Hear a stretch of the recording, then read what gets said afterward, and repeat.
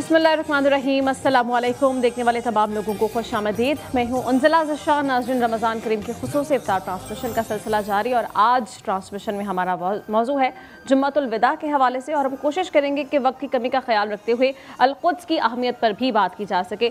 जुम्मतुल विदा से आगाज़ करेंगे। जुम्मतुल विदा हम सब जानते हैं कि वो जुम्मा है जो कि रमज़ान मुबारक का आखिरी जुम्मा होता है, और ये इस बात की अलामत है कि रमज़ान का महीना अपनी तमाम तर बरकतें, रहमतें और फजीलतें समेटते हुए अब हमसे रुखसत लेने वाला है।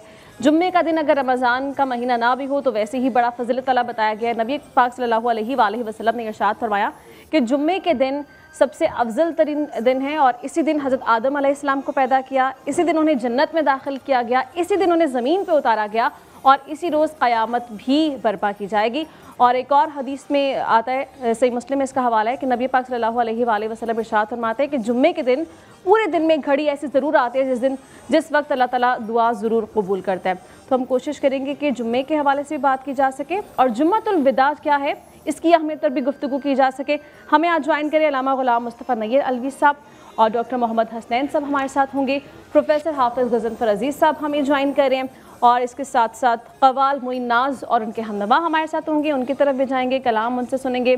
महविश भी हमारे साथ मौजूद हैं, जो कि आपको पता है कि आगाज़ ट्रांसमिशन से ही इफ्तार की तैयारियों में मसरूफ़ हो जाती हैं। पहले महविश की तरफ चलते हैं और उनसे जानते हैं कि अभी इफ्तार में क्या क्या बन रहा है। अस्सलाम वालेकुम महविश। वालेकुम अस्सलाम, कैसी हैं? मैं बिल्कुल ठीक, आप कैसी हैं? अल्हम्दुलिल्लाह मैं बिल्कुल ठीक। महविश, अपनी ड्यूटी आप संभाल चुकी हैं? जी बिल्कुल। सबसे पहले मेन्यू शेयर कर दें कि क्या है आज मैं बना रही हूँ ब्रेड कचौरी है, उसके साथ मैंने रखे हैं फ्राइज़, और उसी के साथ साथ ऑलपर्स के दूध के साथ मैं बना रही हूँ खीर, कैरमल खीर है, और जो दूध है वो मैं बना रही हूँ उसके खोया खजूर। ठीक है, और सबसे पहले मैं स्टार्ट करूँगी हैंड वॉश के साथ, क्योंकि अपने इफ्तार के टेबल को हमने रखना है सेफ़, और लाइव बॉय से हैंड वॉश करना नहीं भूलना, क्योंकि एक सेकेंड पानी में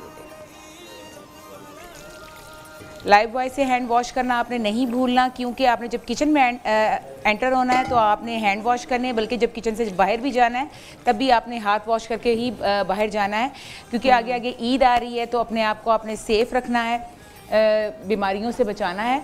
तो मैं स्टार्ट करती हूँ अपनी जो मैं कैरमल की खीर बनाने लगी हूँ उसके साथ। तो हम इसमें शामिल करेंगे ऑलपर्स का दूध, जो कि ग़िज़ाइयत से भरपूर है। सबसे पहले हम पैन में 1.5 लीटर का जो है ये दूध डाल देंगे, और उसी के साथ साथ फिर हम इसमें डालेंगे चावलों का आटा, और उसी के साथ जो हमने नट्स मिक्स करके रखे हुए हैं इसको ऐड करेंगे। ये दूध हमने डाल दिए। जैसे ही ये दूध गर्म होता है तो हम इसके अंदर डालेंगे नट्स, और उसी के साथ साथ हम जो चिकन यूज़ कर रहे हैं ब्रेड कचौरी के लिए, उसमें जो चिकन है वो सबरोसो का बोनलेस है, इसको हमने फ़ाइन चॉप कर लिया है। इसको हम यूज़ करेंगे, इसकी हम वाइट सॉस में इसको चिकन को डालेंगे, इसको अच्छे से कुक करेंगे। कुक करने के बाद हम जो सैंडविच ब्रेड है उसको सोक करने के बाद उसकी हम कचौरी बनाएंगे, और उसको हम फ्राई करेंगे डालडा कुकिंग ऑयल। ठीक है, आप कंटिन्यू करें। मैं वैसे अपनी तैयारियाँ जारी रखें, हम दोबारा आपकी तरफ आते हैं। नाज़रीन, मौजू पर गुफ्तगू का बाकायदा आगाज़ करते हैं। अल्लामा साहब, आपसे मैं चाहूँगी सबसे पहले तो बता दीजिए कि जुम्मे की अपनी फजीलत क्या बताई गई है, कितना बाबरकत दिन बताया गया है, और फिर जुम्मतुल विदा के हवाले से क्या अहकामात है। अऊज़ु बिल्लाहि मिनश शैतानिर रजीम, बिस्मिल्लाहिर्रहमानिर्रहीम, अल्हम्दु लिआलिही वस्सलातु अला आलिहा। खुदावंद मुताल ने अपनी तमाम मखलूक के लिए बिलअमूम और उम्मत मुसलमा के लिए बिलखुसूस खालिक कायनात का जो निज़ाम है, खालिक कायनात हमेशा ये चाहता है कि मेरी मखलूक जो है वो आसानियाँ पैदा करे और बेहतर से बेहतर उसकी बख्शिश और निजात का ज़रिया बन जाए।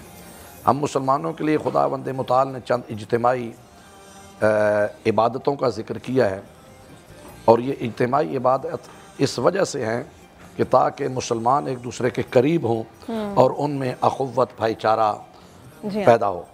जैसा कि नमाज बाजमात के बारे में बहुत ज़्यादा अहमियत दी गई, ताकि दिन में 5 मरतबा जमात के साथ नमाज़ पढ़ेंगे तो एक महल्ले की हद तक लोग इकट्ठे होते रहेंगे, एक दूसरे का उनके साथ जनाब जो तकालीफ़ हैं, एक दूसरे का रहन सहन का पता चलेगा, मुसीबत परेशानी का पता चलेगा, उससे आगे बढ़ें। तो दिन में 5 मरतबा तो चंद महल्ले के लोग, उसके अलावा फिर 8 दिनों के बाद जुम्मतुल मुबारक आता है। जुम्मतुल मुबारक के लिए यह है कि जितने उस इलाके के लोग हैं एक जगह पे इकट्ठे हों, ताकि वो इसके ऊपर गुफ्तगू कर सकेंगे, उनकी परेशानियाँ क्या हैं, उनकी मुश्किलात क्या हैं उसके ऊपर। और साल के बाद सबसे बड़ा इज्तिमा जो है वो रखा गया है حج کا، تاکہ پوری دنیا کے مسلمان وہاں پہ اکٹھے ہو کر ایک سال کے لیے جو ہے وہ اپنا اللہ عمل مرتب کریں اپنے دشمن کے خلاف اور ایک دوسرے کے سارے میں۔ تو اسی وجہ سے حضور اکرم صلی اللہ علیہ وسلم ارشاد فرماتے ہیں کہ یہ جمعہ جو ہے یہ غرباء کا حج ہے۔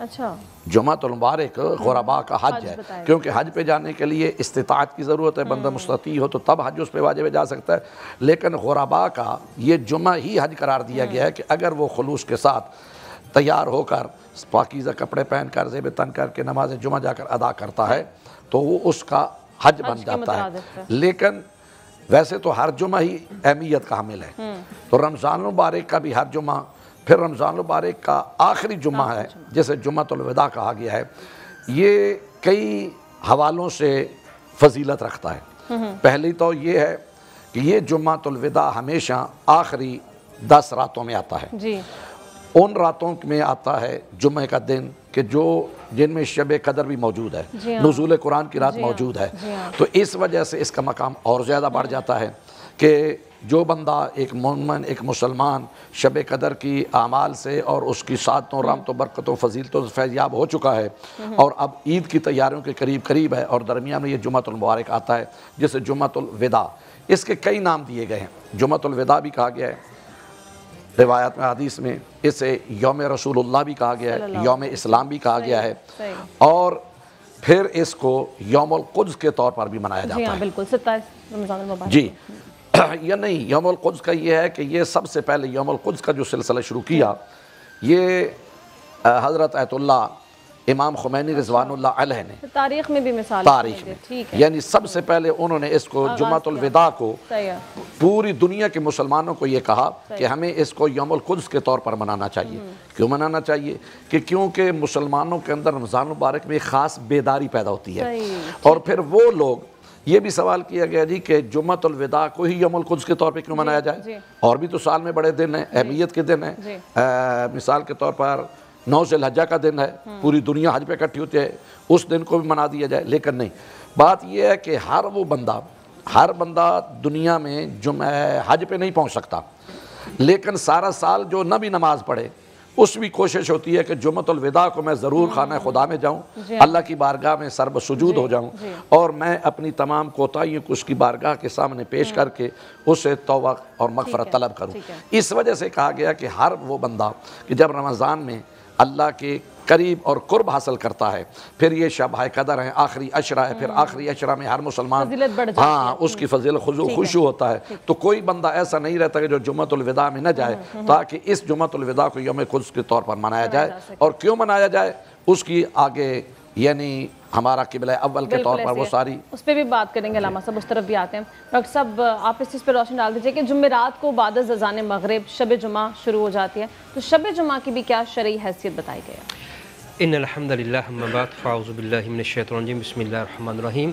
اللہ تبارک و تعالیٰ کی یہ سنت رہی کہ اللہ تعالیٰ نے بہت سی چیزوں پر فضیلت دی۔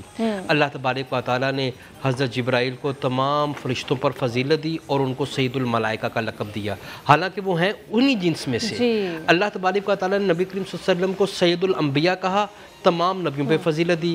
اللہ تعالیٰ نے رمضان کو باقی مہینوں کا سردار قرار دیا، اسی طرح جمعے کو سید الایام کہا گیا کہ یہ تمام دنوں کا سردار ہیں۔ زمان و مکان کو فضیلت بخشی اللہ تبارک و تعالیٰ نے، مکان کو فضیلت بخشی اللہ تعالیٰ نے، بیت اللہ کو، بیت المقدس کو، حرمین شریفین کو اور مساجد کو، یہ مکان کی فضیلت ہے، یہ زمین کے باقی ٹکڑوں سے افضل ہیں۔ اسی طرح اللہ تعالیٰ نے زمان کو بھی فضیلت بخشی ہیں، آج کا دن افضل ہے، آج کا مہینہ افضل ہے، اس لحاظ سے شریعت کے اندر کچھ ایام کو مخصوص کیا گیا ہے۔ شب جمعہ کی جو بات کی گئی ہے، جمعہ کی ابتدا ہیں، دنوں کا سردار ہیں، اس کے اندر درود شریف کی کثرت روایات حدیث میں ملتی ہیں اور اس کے اندر مختلف اعمال بھی ملتے ہیں کہ اللہ تبارک و تعالیٰ کے ساتھ تعلق کو مضبوط کیا جائے۔ اللہ اور قرآن کریم کا فلسفہ بھی یہی ہے کہ انسان کو مخلوق سے کٹ کر خالق کے ساتھ جوڑا جائے۔ مثال کے طور پر حضرت ابراہیم علیہ نبینا کو جب آگ میں ڈالنے لگے تو زمینی حقائق کچھ اور کہہ رہے تھے، آنکھ کا مشاہدہ کچھ اور کہہ رہا تھا کہ تھوڑی دیر بعد آگ جسم کو جلا دے گی، اور سابقہ ترجمات بھی یہی تھے، لیکن حضرت ابراہیم علیہ السلام نے اللہ سے رابطہ کیا۔ हस्बुनल्लाहु व निअमल वकील व निअमल मौला व निअमन नसीर। अम्मा आयशा सिद्दीक़ा की पाक दामनी पर जब इल्ज़ाम लगा तो उन्होंने भी यही आयत पढ़ी, हस्बुनल्लाहु व निअमल वकील व निअमल मौला व निअमन नसीर। ओहद के अंदर जब मुशरिकीन मक्का ने हमला किया मुसलमानों पर तो अल्लाह के रसूल ने भी हस्बुनल्लाहु व निअमल वकील व निअमल मौला व निअमन नसीर। आप पूरा फ़लसफ़ा देखें कि कोई भी दिन हो और कोई भी वक्त हो, अल्लाह तबारक व तआला अपनी मखलूक की तरफ मुतवज्जे हैं और चाहते हैं कि मेरे बंदे मेरी तरफ आएँ। बिल्कुल। अच्छा हाफिज़ साहब, आप इस चीज़ पर रोशनी डालिएगा कि आजकल हम देखते हैं कि एक ट्रेंड बन चुका है कि जुम्मे के रोज़ जो है वो लोग जुम्मा मुबारक की एक तो मुबारकबाद दे रहे होते हैं, स्टेटस भी लगाए जा रहे होते हैं। छोटी सी ब्रेक पे भी हाफिज़ साहब जाना है, वापस आएंगे तो इसमें मैं जवाब आपसे लेती हूँ। नाज़रीन छोटी सी ब्रेक है, हम आपको दोबारा ज्वाइन करते हैं, हमारे साथ ज्वाइन।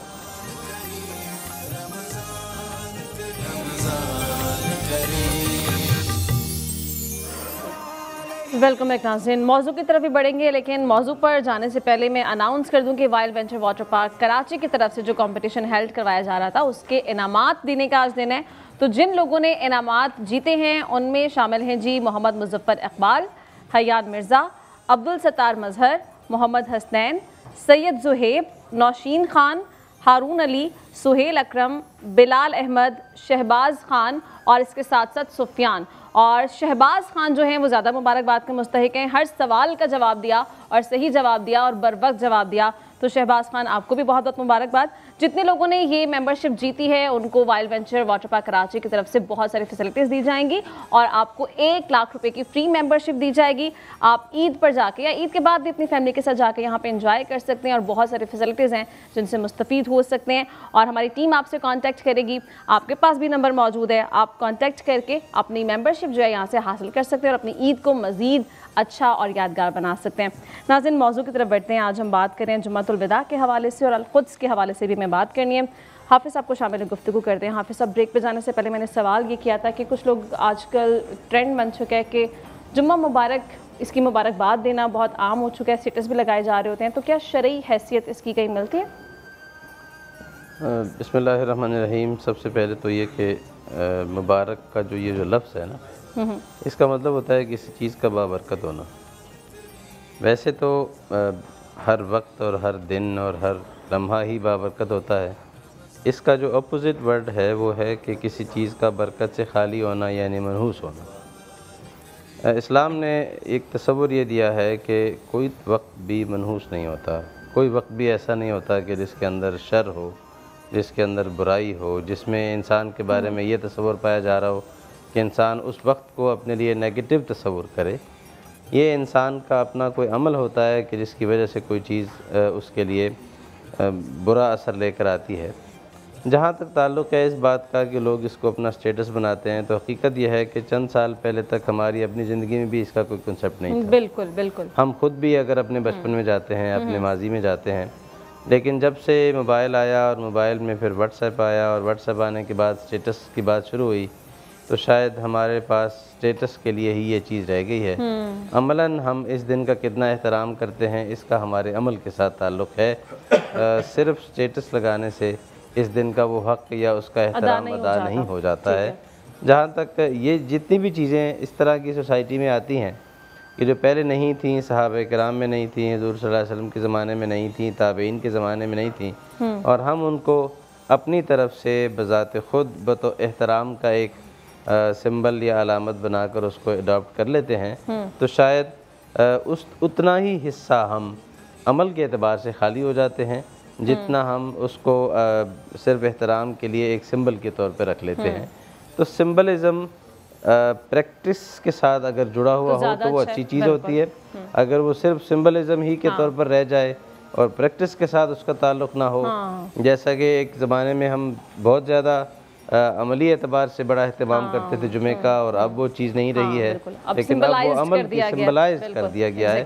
तो ये चीज़ शायद इतनी मुनासिब बात नहीं है। सिंबल के तौर पर अगर इसे इस्तेमाल करें तो अच्छा है, लेकिन शरीयत में कोई इसकी हैसियत नहीं है, शरीयत में इसकी वहाँ पे कोई इसका हवाला नहीं मिलता है। और ज़रूरी है कि आप कॉल ऑफ फील में आपके तजाद ना हो, अगर आप अपने कॉल से इसका इजहार करें तो फील भी उतना ही ज़रूरी है। नाज़रीन हमें अभी एक ब्रेक पे जाना है, लेकिन ब्रेक पे जाने से पहले मोइन नाज और हमनवा हमारे साथ हैं, उनसे कलाम सुनते हैं, फिर हम छोटी सी ब्रेक पे जाएंगे, फिर दोबारा आपको ज्वाइन करते हैं। जी बिस्मिल्लाह कीजिए।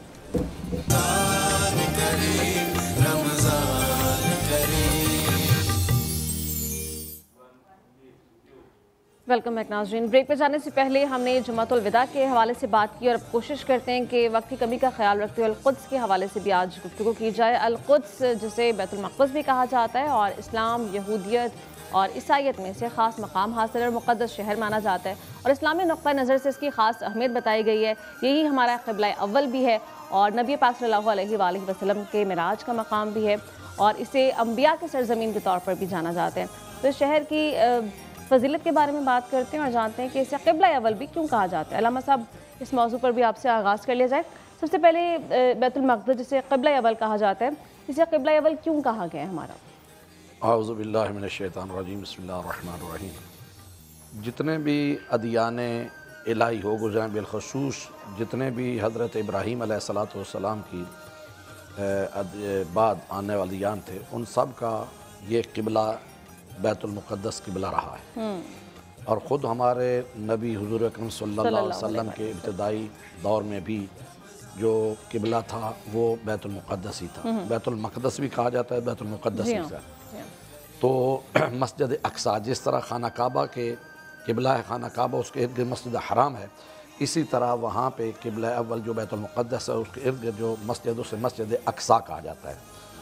और इसके बारे में ये भी है कि हर दौर में यहूदियत, ईसाई, हज़रत मूसा, हज़रत ईसा, हज़रत आदम, हज़रत इब्राहीम अलैहिस्सलाम के बाद तमाम अम्बिया जो आए उनके लिए क़िबला जो है वो बैतुल मुक़द्दस था। फिर हमारे नबी हुज़ूर अकरम सल्लल्लाहु अलैहि वसल्लम के इब्तिदाई दौर में भी, और फिर जब सय्यदुल अंबिया मेराज के लिए तशरीफ़ लेकर गए तो कुरान में है कि सुबहानल्लज़ी असरा बिअब्दिही लैलन मिनल मस्जिदिल हराम इलल मस्जिदिल अक्सा, बाबरकत है वो ज़ात जो ले गई अपने अब्द को मस्जिद हराम से मस्जिद अक्सा तक। और रिवायात में है कि सय्यदुल अंबिया ने वहाँ पे तकरीबन 70,000 अंबिया के अरवा को वहाँ पे नमाज भी अदा करवाई। तो इस वजह से इसकी अहमियत और ज़्यादा बढ़ जाती है। फिर आज भी वहाँ पर कुरान मजीद के दूसरे पारे की इब्तिदा में है, खुदावंद मुताल इरशाद फरमाता है सय्यदुल अंबिया को कि मैं देखता हूँ कि अक्सर आप चाहते हैं कि ये क़िबला की तहवील के बारे में हुक्म है वहाँ पे। तो दौरान नमाज मदीना में आज भी वो मस्जिद है कि हुज़ूर अलैहिस्सलातु वस्सलाम ज़ोहर की नमाज़ अदा फरमा रहे थे कि हुक्म हुआ कि आप बैतुल मुक़द्दस की बजाय खाना काबा की तरफ मुँह करके नमाज़ पढ़ें। और उस मस्जिद को मस्जिद ज़ू क़िबलतैन यानी दो क़िबलों वाली 2 रकत नमाज आपने बैतुल मुक़द्दस की तरफ मुँह करके पढ़ी और फिर इसी तरह जमात के ज़रिए वो घूम गए फिर गए और 2 रकत जो है वो काबा की तरफ मुँह करके पढ़ी। तो उस वक़्त से आज तक ये, क्योंकि हमारा मुसलमानों का क़िबला अव्वल है और ये और फ़लस्तीन ख़ुद जो ज़मीन है वो अम्बिया की ज़मीन है, तो इस वजह से इसको यौमुल क़ुद्स के तौर पर कहा गया है, मनाया जाए जुम्मतुल विदा को, कि जहाँ पर मुसलमान अपनी इबादत को अदा कर रहे हैं और यकसुई के साथ वो खुदावंद मुताल की तरफ होते हैं, तो अपनी दुआओं में वो उन मज़लूमों को भी याद रखें कि जिनको तज़ईफ़ यानी मुज़फ़्फ़ीन को वहाँ पे अपने घरों से निकाला गया, ख़वातीन को वहाँ से, बच्चों को यतीम किया गया, बच्चों को। और आजकल तो आप देखते हैं फ़लस्तीन क्या सूरत हाल है, और इस वजह से मुसलमानों की ज़िम्मेदारी बनती है। बल्कि उस वक्त आज से तकरीबन 30 साल पहले, 35 साल पहले, जब इमाम ख़ुमैनी रिज़वानुल्लाह अलैह ने यह कहा था कि इस जुम्मा को जुम्मतुल विदा को बैतुल यौम क़ुद्स के तौर पर मनाया जाए, एक उन्होंने जुमला कहा था कि काश तमाम दुनिया के मुसलमान बेदार हो जाएं और सारे के सारे मुसलमान बेदार होकर सिर्फ़ एक चुल्लू पानी लेकर या एक बाल्टी पानी लेकर वो बहाएँ तो ये इसराइल की सल्तनत जो है ये बिल्कुल तबाह बर्बाद हो जाएगी। लेकिन मुसलमान हैं कि वो बेदार नहीं हो रहे, और ये बरोज़ माशर हम सब इस गवाहदे हैं कि कैसे वहाँ पे बच्चों के ऊपर जुल्म हो रहा है, यतीम हो रहा है, और अब तो NGOs वहाँ पे हॉस्पिटल, वहाँ पे सारा कुछ है। तो ये मुसलमानों की बेहिसी है और दुनिया के सारे मुसलमान जो हैं इसमें बराबर के शरीक हैं। क्योंकि जब हज़रत मूसा अलैहिस्सलातु वस्सलाम को तूर पे तशरीफ़ लेकर गए थे तो कुछ लोगों ने वहाँ पे बछड़े की पूजा की जिन्होंने शिर्क कर लिया, लेकिन जिन्होंने नहीं किया था उनको भी सज़ा दी गई। क्यों? कि वो उनके उस फेल के ऊपर राज़ी थे। तो इस वजह से आज जो मुसलमान वो इस्लामी रियासतें हैं, और इस्लामी रियासतें बिल्कुल जनाब अली वहाँ पे पड़ी हुई हैं, मुसलमान हुक्मरान हैं और उन इस बारे का बिल्कुल कोई नहीं। और सबसे बड़ा शैतान बुज़ुर्ग जो है वो अमेरिका है, और अमेरिका की ये नाजायज़ औलाद है इसराइल जो ये सब कुछ कर रहा है। और मुसलमान जो है इसको अगर आगे बढ़कर, इनकी ज़िम्मेदारी बनती है कि वो आगे बढ़े और मुसलमानों का साथ दें। ٹھیک ہے، علامہ صاحب مزید بھی سے بات کرتے ہیں. ڈاکٹر صاحب میں چاہوں گی آپ معراج کے واقعے کے حوالے سے تھوڑی منظر کشی کر دیں. یہ قبلہ اول تو ہے ہی، لیکن یہاں سے معراج کا سفر بھی جو ہے وہ شروع ہوا تھا. دیکھیے رسول اللہ صلی اللہ علیہ وسلم اور آپ صلی اللہ علیہ وسلم کی لایا ہوا اسلام اور آپ صلی اللہ علیہ وسلم کی تہذیب مختلف تہذیبوں سے جدا ہیں.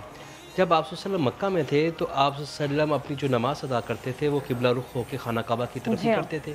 پھر جب آپ کو ہجرت کا حکم ملا تو آپ مدینہ چلے گئے. مدینہ کے بھی ابتدائی 2 ماہ آپ اپنا قبلہ رخ خانہ کعبہ کی طرف ہی نماز کر کے پڑھ رہے تھے. لیکن پھر آپ کو حکم ہوا بیت المقدس کی طرف کا. بیت المقدس کے بعد یہودی اس بات پہ طعنہ دیتے تھے جناب رسول اللہ علیہ وسلم کو اور ایمان والوں کو. وہ کہتے تھے جب آپ کا نبی لیدا، آپ کا قرآن لیدا، آپ کا دین لیتا تو پھر ہمارا قبلہ کیوں استعمال کر رہے ہیں. اور رسول صلی اللہ علیہ وسلم اس چیز کے بارے میں اپنے اندرونی طور پر اللہ تعالیٰ سے گفتگو اور اللہ تعالیٰ سے رابطے میں تھے کہ کیا اللہ تبارک و تعالیٰ اس قبلے کو چینج کر دے. بنیادی بات یہ ہے کہ جس طرح سورۃ البنی اسرائیل کی ابتدا میں کہا گیا کہ الذین بارکنا فی، اللہ نے اس کے ارد گرد برکتوں کو رکھا ہے. اور نبی کریم صلی اللہ علیہ وسلم کو جو معراج پہ بلایا، بلندگی پہ بلایا اور وہاں پر نبیوں کی امامت بھی کروائی اور آپ کے وہ سارے منظر احادیث کا حصہ ہیں. اصل چیز یہ ہے کہ جو موجودہ دور کے اندر فلسطین کے حالات ہیں، قرآن خود اس پہ تبصرہ کر رہا ہے. کم من فیات قلیلۃ غلبت فیات کثیرۃ باذن اللہ. بے شمار مرتبہ اللہ نے ایسا کیا ہے کہ بہت سی چھوٹی جماعتوں کو طاقتور جماعتوں پر غلبہ دیا ہے باذن اللہ اپنے حکم سے. وما لکم تقاتلون فی سبیل اللہ، تمہیں کیا ہو گیا ہے کہ تم غریبوں کے بارے میں، کمزوروں کی طرف سے، عورتوں کی طرف سے، بچوں کی طرف سے کیوں نہیں لڑتے جو اللہ تبارک و تعالیٰ کو اس طرح پکارتے ہیں کہ اللہ تعالیٰ ہمیں اس بستی سے نکال. یہاں ایک بات سمجھنے کی ضرورت ہے کہ اسلام کفر کے خلاف جہاد نہیں کرتا. جہاد کی علت کفر نہیں ہے. اسلام کبھی کافر کے ساتھ مد مقابل نہیں ہوا. جہاد کی علت ظلم ہے. اسلام ظلم کے خلاف انسان کو فرعون کہتے ہیں. اللہ تعالیٰ نے موسیٰ علیہ السلام کو فرعون کے دربار میں بھیجا تو یہی بات قرآن کریم میں کہی، اذهب الی فرعون انہ طغی، جاؤ فرعون کی طرف، یہ سرکشی کرتا ہے، یہ بغاوت کر رہا ہے. اور اس کی صورت قرآن کریم نے خود بیان کی کہ یہ مخلوق خدا پہ ظلم کرتا ہے، بچوں کو قتل کر دیتا ہے، عورتوں کو چھوڑ دیتا ہے، مردوں کو جلا وطن کر دیتا ہے. اصل چیزیں ہیں کہ جو اسرائیل جو ہیں اور جو اس کا وجود ہے یہ مسلمانی امت کے سینے پر خنجر ہے. قائد اعظم نے اپنی ابتدائی طور پر یہ کہا تھا اور الحمدللہ پاکستان ان ممالک میں سے وہ واحد ملک ہیں جو مکمل طور پر اسرائیل کا بائیکاٹ کرتا ہے اور اس کو ایک اسٹیٹ نہیں مانتا. قائد اعظم کے ارشادات، علامہ اقبال کے ارشادات، ہمارا نظریہ بھی یہ ہے اور اس میں کوئی شک نہیں ہے کہ اس وقت پاکستان کے اوپر بہت زیادہ پریشر ہیں عالمی سطح پر، لیکن الحمدللہ اس کے باوجود بھی پاکستان وہ واحد ملک ہے جو اس کو ناجائز ریاست سمجھتا ہے. عالمی اور طاقتی طاقتیں اس کے پیچھے ہیں. 1979 کے اندر عالمی سطح پر اس دن کو یوم قدس کے طور پر منایا جاتا ہے. اور ہر پاکستانی جو ہے وہ اپنے طور پر جو وہ کر سکتا ہے، جو اس کی طاقت میں ہے، چاہے وہ سوشل میڈیا پر اظہار خیال ہی کیوں نہ صحیح، وہ اپنی کوشش ہے اس کا حصہ بالکل کر رہا ہے. بالکل ایسا ہی ہے. اچھا حافظ صاحب، اس شہر کی تاریخ کے حوالے سے کچھ تذکرہ کر دیجئے، کیونکہ انبیاء کرام کی سرزمین کے طور پہ بھی اس کو جانا جاتا ہے، تو کون کون سے انبیاء یہاں پہ تھے؟ دیکھیں بیت المقدس یہ ایک پورا علاقہ ہے، کوئی ایک شہر نہیں ہے. جی ہاں. شام کا حصہ تھا پہلے، یہ بعد میں شام الگ ہو گیا، فلسطین اور یہ علاقہ الگ بن گیا. سب سے پہلے اسلام میں رسول اللہ صلی اللہ علیہ وسلم نے پیشن گوئی فرمائی تھی کہ یہ علاقہ مسلمانوں کے ہاتھ میں آئے گا. اور حضرت عمر فاروق رضی اللہ تعالیٰ عنہ کے زمانے میں سب سے پہلے یہ علاقہ فتح ہوا. آپ نے ایک لشکر بھیجا، اس لشکر کی ایک لمبی تفصیل ہے. یہاں جنگ کے بجائے صلح کے ذریعے سے یہ علاقہ حاصل کیا گیا تھا، اور وجہ اس کی یہ تھی کہ انہوں نے یہ کہا کہ ہماری کتابوں میں یہ پیشین گوئی موجود ہے کہ یہ علاقہ فتح ہوگا، لیکن اس کی کچھ نشانیاں ہیں اس حکمران کی. اگر آپ کے حکمران میں وہ نشانیاں موجود ہیں تو ہم بغیر لڑائی کے یہ علاقہ آپ کے حوالے کر دیتے ہیں، پھر فائدہ کوئی نہیں ہے. ٹھیک ہے. تو پھر حضرت عمر رضی اللہ تعالیٰ عنہ کو خط لکھا گیا. حضرت عمر مدینہ منورہ سے روانہ ہو کر خود بیت المقدس پہنچے. ان یہودی علماء نے اپنی کتابوں کی روشنی میں ان علامات کو دیکھا تو وہ ساری نشانیاں حضرت عمر رضی اللہ تعالیٰ عنہ میں مکمل تھیں، پوری تھیں. تو انہوں نے بغیر لڑے شہر کی چابی حضرت عمر کے حوالے کی. اور پھر حضرت عمر رضی اللہ تعالیٰ عنہ ہی وہ شخصیت تھے کہ یہودیوں نے ان سے کہا کہ آپ ایسا کریں کہ ہمارا یہ جو عبادت خانہ ہے، سینگاگ جس کو وہ کہتے ہیں یہودی، یہاں آ کے یہ نماز پڑھ لیں. تو حضرت عمر نے منع فرمایا اور فرمایا کہ اگر میں یہاں نماز پڑھ لوں گا تو مستقبل میں مسلمان اس زمین کے بارے میں دعویٰ کرنے لگ جائیں گے کہ یہ تو ہماری ہے. اس لیے تمہارے لیے مشکل ہوگی، تمہیں مشکل سے بچانے کے لیے میں یہاں عبادت نہیں کرتا۔ تو سب سے پہلے حضرت عمر رضی اللہ تعالیٰ عنہ کے زمانے میں یہ علاقہ فتح ہوا اور پھر یہ صدیوں تک مسلمانوں کے پاس رہا۔ پھر چوتھی 5ویں صدی میں جا کر یہ علاقہ مسلمانوں کے ہاتھ سے نکلا اور 90 سال دوبارہ عیسائیوں کے ہاتھ میں رہا، رومن امپائر کے پاس، رومی سلطنت کے پاس، کیونکہ شام کے ساتھ ترکی کی سلطنت بھی ملتی ہے اور ترکی اس وقت جو ہے استنبول اس وقت کیسر روم کا مرکز ہوا کرتا تھا۔ پھر 90 سال تک یہ ان کے پاس رہا۔ 90 سال کے بعد پھر مسلمانوں میں سے صلاح الدین ایوبی وہ حکمران ہیں جنہیں یہ توفیق ملی اور انہوں نے آ کر دوبارہ پورے یورپ کی فوجوں سے لڑ کر، یعنی آپ یہ دیکھیں کہ انگلینڈ کے حکمران اس میں تھے، اٹلی کے حکمران اس کے اندر تھے، فرانس کے تھے، پورے یورپ کی مشترکہ متفقہ افواج کے ساتھ جنگ کر کے انہوں نے اس علاقے کو فتح کیا۔ رچرڈ لائن ہارٹ جس کو کہا جاتا ہے جو انگلینڈ کا تھا، اس کے ساتھ بھی ان کی لڑائی ہوئی اور حتیٰ کہ جب وہ میدان جنگ میں ایک مرتبہ گھوڑے سے گرا تو صلاح الدین ایوبی نے اس کے ساتھ لڑنے سے انکار کیا اور کہا کہ ہم گرے ہوئے دشمن کے ساتھ نہیں لڑتے، اور بعد میں جب وہ فتح ہو گیا تو جو ان کے لوگ قید ہوئے ان کو حضرت صلاح الدین ایوبی نے خود سے پیسہ دیا اور سرمایہ دیا کہ آپ لوگوں کو ہم رہا کرتے ہیں، سب کو معاف کرتے ہیں، آپ یہ علاقہ چھوڑ کے۔ تو اس طرح سے ایک پوری تاریخ ہے۔ لیکن گزشتہ صدی میں یہ اس وقت عیسائیوں کی حکومت یہاں ہوا کرتی تھی، یہودیوں کی نہیں تھی، کیونکہ عیسائی۔ حافظ صاحب بریک پہ جانا ہے، بریک سے واپس آتے تو یہاں سے کنٹینیو کرتے ہیں، پھر دوبارہ آپ سے سنتے ہیں۔ ناظرین چھوٹی سی بریک ہے، ہمارے ساتھ رہیں۔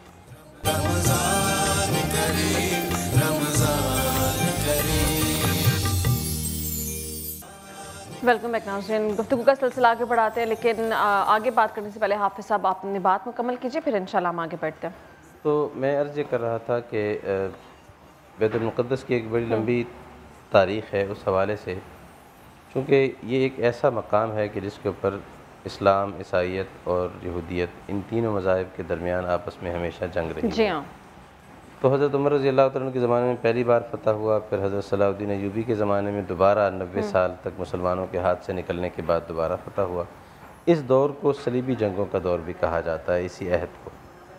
پھر اس سارے عرصے کی گزرنے کے بعد صلاح الدین ایوبی رحمۃ اللہ علیہ کے بعد سے لے کر آن ورڈ یہ مسلمانوں کے پاس رہا ہے 1948 تک۔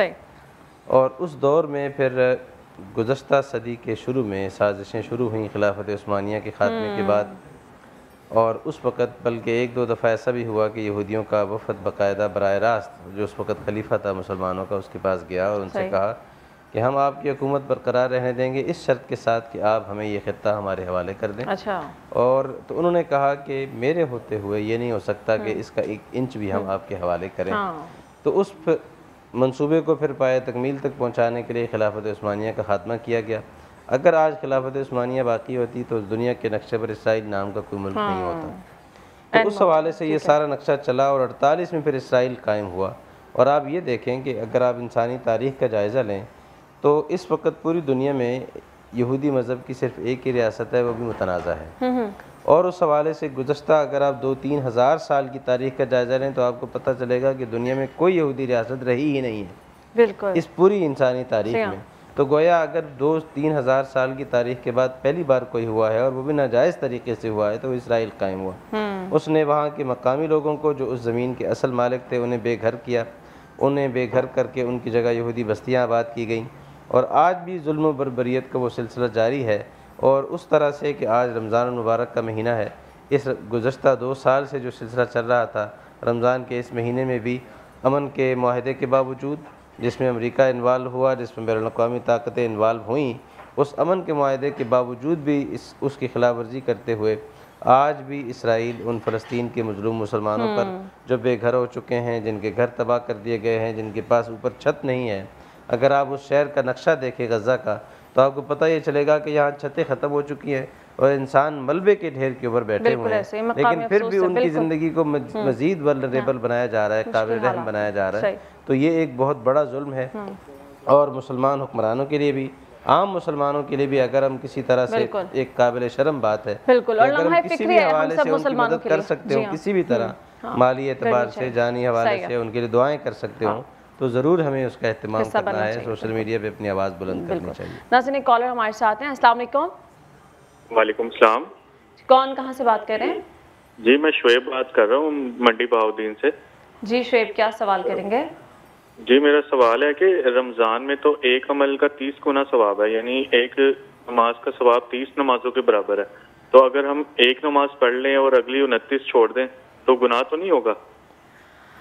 علماء سے رہنمائی لے لیتے ہیں اس بارے میں۔ سب سے پہلے تو یہ بتائیے گا کہ ایک نماز پڑھنے کا 10 نمازوں کے برابر ثواب ہے یا 30 کے، اور سوال ان کا یہ کہ ایک پڑھ لیں اور باقی 29 چھوڑ دی جائیں یا 9 چھوڑ دی جائیں تو پھر کیا ہے؟ کہ تو رمضان کی خیر و برکتوں کے بارے میں حدیث میں آیا کہ نفل فرض کے برابر ہو جاتے ہیں اور فرض کا ثواب 60 سے 70 گنا بڑھا دیا جاتا ہے، لیکن اس کا یہ فرض نماز کے بارے میں ہے، اور باقی اعمال کے بارے میں بھی ہیں، اس کا ثواب 10 گنا بڑھا دیا جاتا ہے۔